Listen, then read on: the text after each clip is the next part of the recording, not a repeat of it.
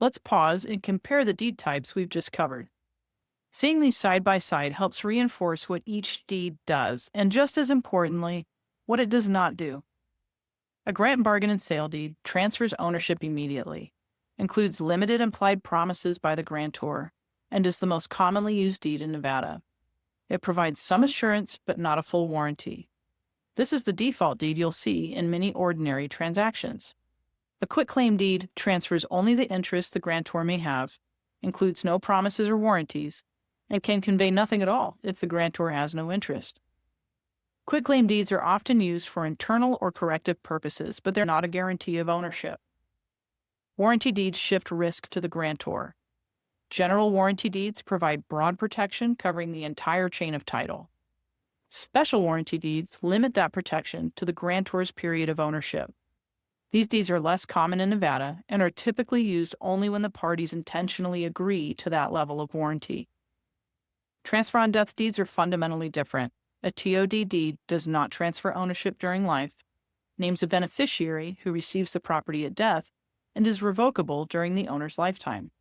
Here is a critical point that is often overlooked.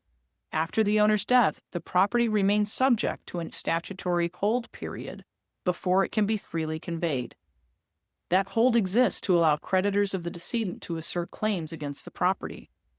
During this period, the beneficiary's ownership is restricted. The property generally cannot be sold or refinanced without addressing creditor issues, and the TOD deed does not provide immediate liquidity. This means TOD deeds do not always produce the fast, clean transfer that people expect. Here's the high-level takeaway. GBS deed, immediate transfer, limited promises. Quitclaim deed, immediate transfer, no promises.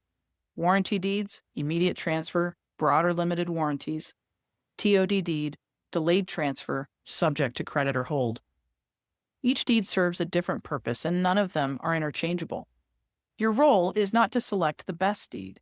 Your role is to understand the difference, accurately prepare the deed directed, recognize when a deed choice carries legal consequences that require attorney involvement.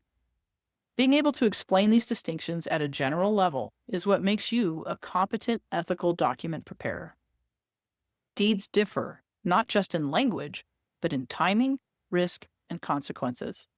Understanding these differences protects your clients, the public record, and your professional integrity. Next, we'll move into the essential components of a deed, starting with the most important clause of all, the granting clause.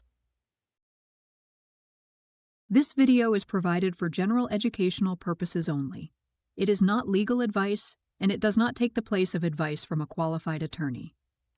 Laws and requirements vary by jurisdiction and by individual circumstances, and watching this video does not create an attorney-client relationship with Nevada Counsel. If you need guidance about your specific situation, you should consult a licensed attorney in your jurisdiction. Thanks for learning with us.